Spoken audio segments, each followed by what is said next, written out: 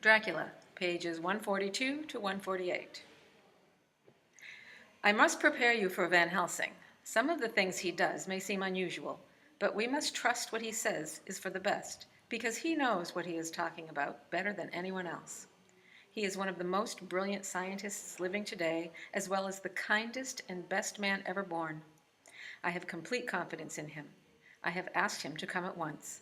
I will see Miss Westenra tomorrow, and will keep you fully informed. Yours always, Dr. Jack Stewart. A letter from Dr. Seward to Arthur Holmwood.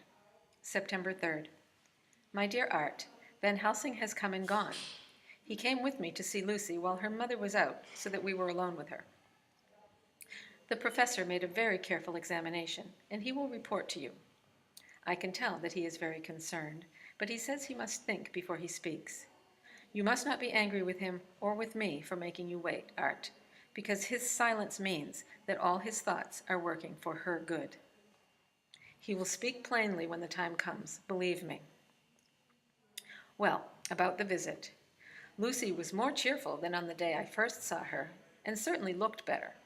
She had lost some of the ghastly look that so upset you, and her breathing was normal. She was very sweet to the professor, as she always is, and tried to make him feel at home, although I could see the poor girl was struggling. I believe Van Helsing saw it too, for he began to chat about everything except ourselves and diseases. He was so cheerful and amusing that Lucy became genuinely cheerful herself. Then he brought the conversation gently around to the purpose of his visit.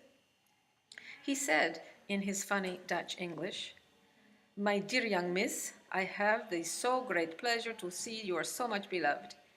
They told me that you were in the spirits and that you were ghastly pale. To them I say, pooh-pooh," and he snapped his fingers at me and went on. "But you and I shall show them how wrong they are. How can he," and he pointed at me, "know anything about young ladies? He has his madmen to play with, but he has no wife or daughter, and the young do not tell their secrets to the young. They tell them to the old, like me, who have known more about life and its sorrows. So, my dear, we will send him away to smoke a cigarette in the garden, while you and I have a little talk all to ourselves." I took the hint and strolled around outside. Finally, the professor came to the window and called me in.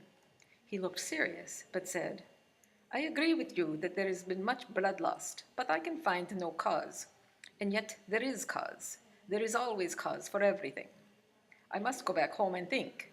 You must send me a telegram every day. If you think I should return, I shall. The disease, whatever it is, interests me. And the sweet young girl, she interests me too.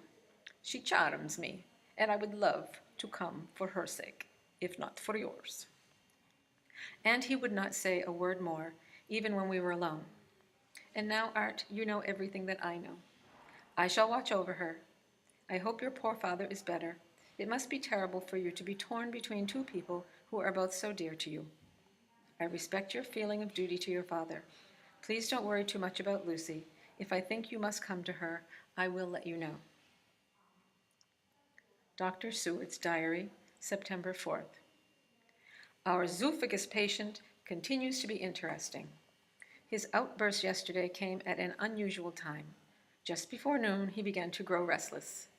The attendant grew the symptoms and called for help at once. Fortunately, the men came quickly, for at the stroke of noon he became so violent that it took all their strength to hold him. In only about 5 minutes, however, he began to get more quiet and has been sitting staring into space ever since.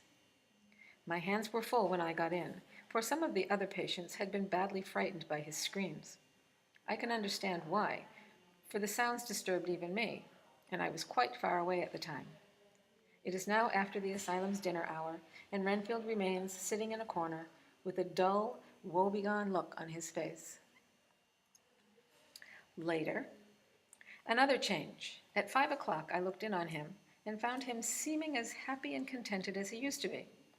He was catching flies and eating them, and was counting them by making marks on the edge of the door. When he saw me, he came over and apologized for his bad behavior. He asked in a very humble way to be allowed back to his own room and to have his notebook again. I granted both requests, so he is in his room with the window open. He has some sugar spread out on the windowsill and is catching quite a supply of flies.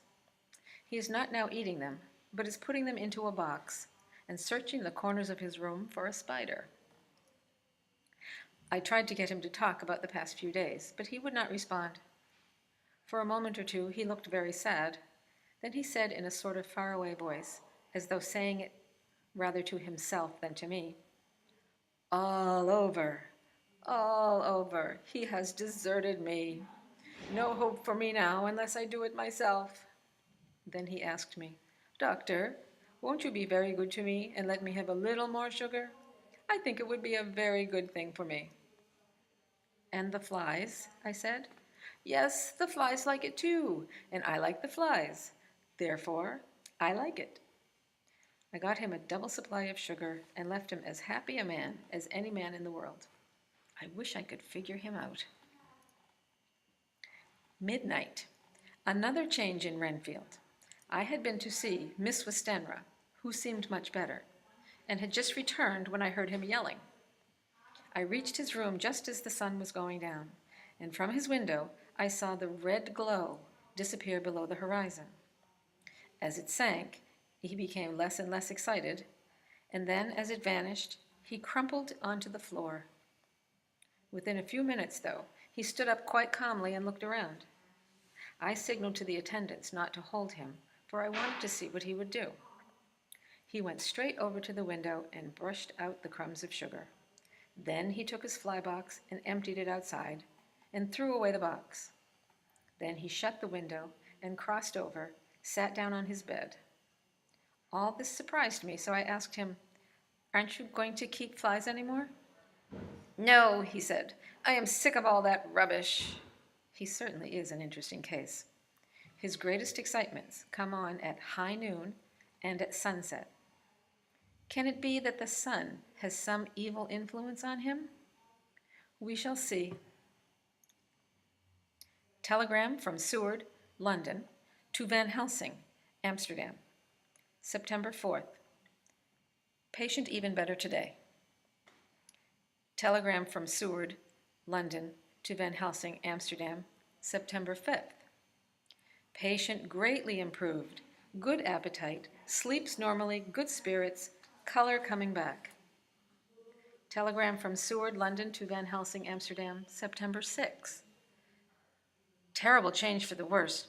Come at once. Do not lose an hour.